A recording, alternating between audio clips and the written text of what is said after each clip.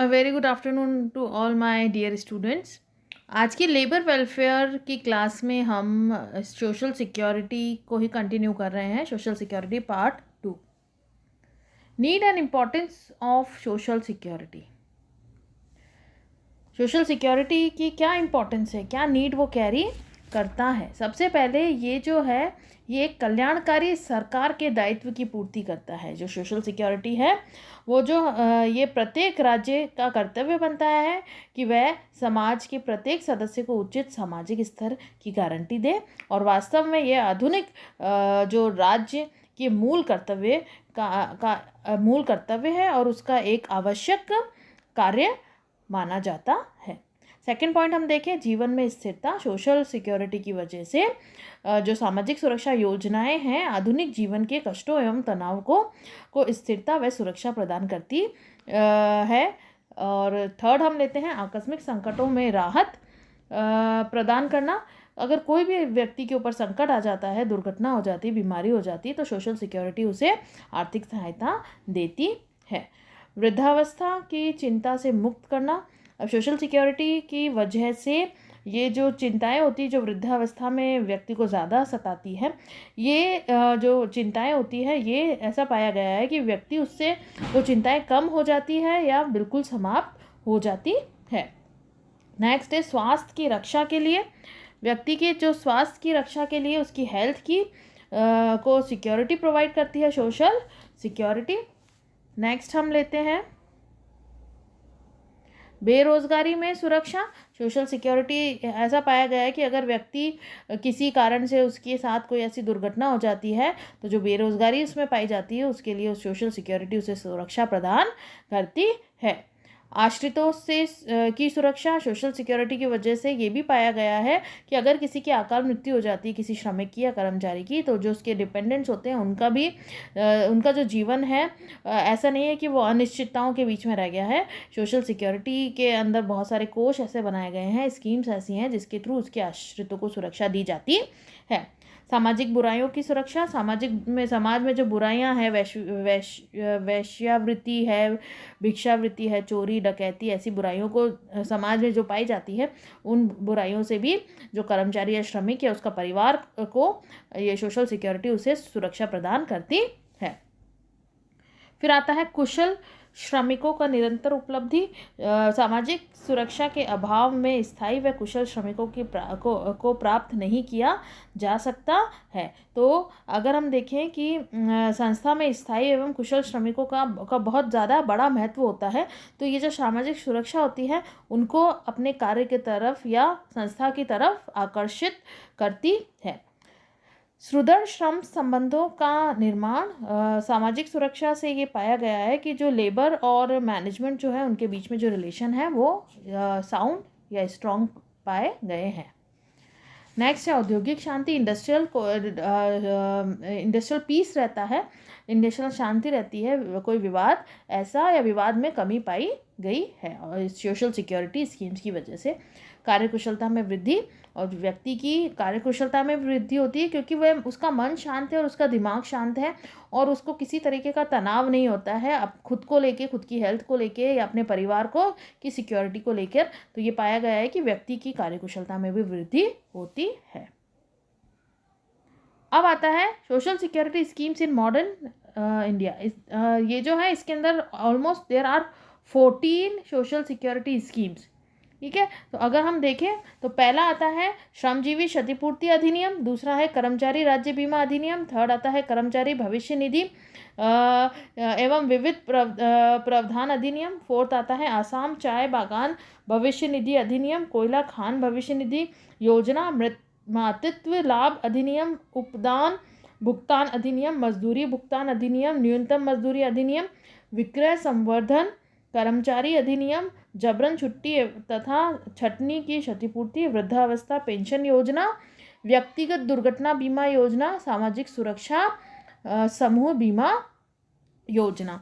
अब ये जो है इसमें से बहुत सारी जो स्कीम्स हैं, सॉरी, बहुत सारे जो एक्ट हैं वो आप ऑलरेडी, आपके साथ एक और पेपर है लेबर लेजिस्लेशन, वो पेपर भी मैं ही पढ़ाती हूँ। हम उसके अंदर बहुत सारी स्कीम्स को डिटेल में पढ़ चुके हैं। अगर आपसे एग्जाम में पूछा जाता है सोशल सिक्योरिटी की स्कीम्स, तो ये जो 14 पॉइंट्स है आपको इसको थोड़े थोड़े एक्सप्लेन करना है, ठीक है। और बाकी अगर डिटेल में है तो वो उस पेपर में पूछा जाएगा, इसके अंदर नहीं पूछा जाता है। जैसे अगर हम देखें वर्कमैन कंपनसेशन एक्ट जो है, जो 1 जुलाई 1924 को लागू किया गया है, जम्मू कश्मीर को छोड़ के सभी राज्य में होता है, ये मैं आपको ऑलरेडी पढ़ा चुकी हूँ।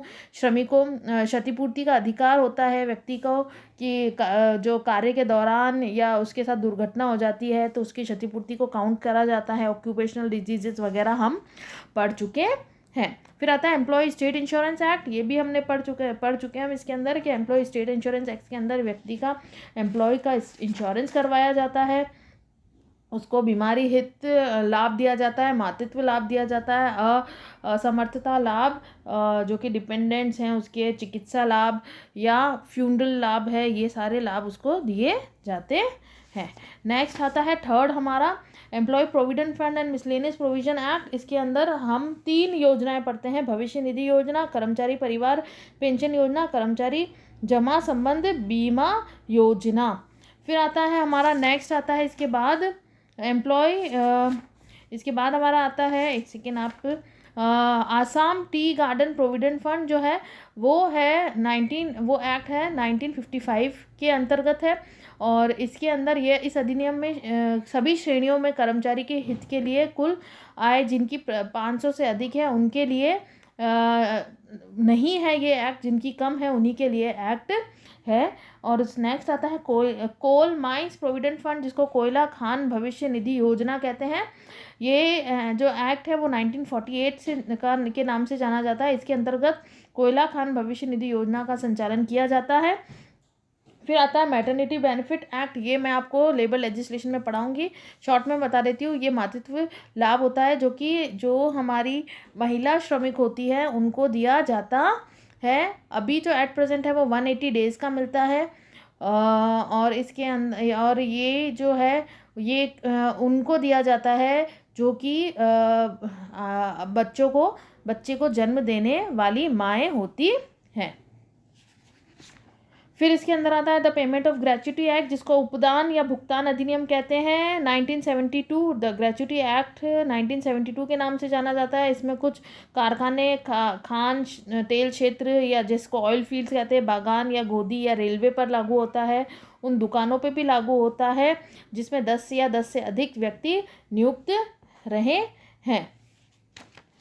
फिर उसके बाद हम देखते हैं the payment of wages act. Payment of wages act है जिसके अंदर हम देखते हैं कि वेजेस कैसे दी जाती है और किस माध्यम से दी जाती है, वेजेस के अंदर क्या क्या चीज़ें इंक्लूड करी जाती है। नेक्स्ट आता है the minimum wage act. Minimum wage act को न्यूनतम मजदूरी अधिनियम के नाम से जानते हैं 1948 के नाम से। इसमें ये कहा जाता है कि व्यक्ति को न्यूनतम समय दर, न्यूनतम कार्यानुसार दर या कार्यानुसार मजदूरी दर पर नियुक्त श्रमिकों के लिए न्यूनतम गारंटी युक्त समय दर या अधि समय, ये 4 कैटेगरीज हैं जो कि वो मिनिमम इसमें आप जो एम्प्लॉयर है उसको एम्प्लॉय को देना ही पड़ता है। फिर आता है हमारा lay off and retrenchment compensation. Lay off and retrenchment आप जानते ही कामबंदी और छटनी होती है। उसके बाद हम देखते हैं old age pension plan. Old age pension plan वृद्धावस्था पेंशन प्लान के नाम से जानी जाती है। फिर है व्यक्तिगत दुर्घटना बीमा योजना, पर्सनल एक्सीडेंट इंश्योरेंस स्कीम। इसमें ये देखा जाता है कि जो व्यक्ति अर्निंग मेंबर है अगर उसके साथ दुर्घटना हो जाती है तो उसके लिए क्या प्रोविजंस बनाए गए हैं। Social security group insurance plan है जो कि जो लैंडलेस एग्रीकल्चरल लेबर्स होते हैं जो ग्रुप इंश्योरेंस स्कीम के तहत उनका इंश्योरेंस करा जाता है। अब shortcomings of social security schemes in India अगर आप देखें, इसके अंदर कुछ कमियां पाई गई है। सबसे पहले सीमित क्षेत्र है, जैसे कुछ खान कारखानों बागान आदि पे ही देखा गया है ये।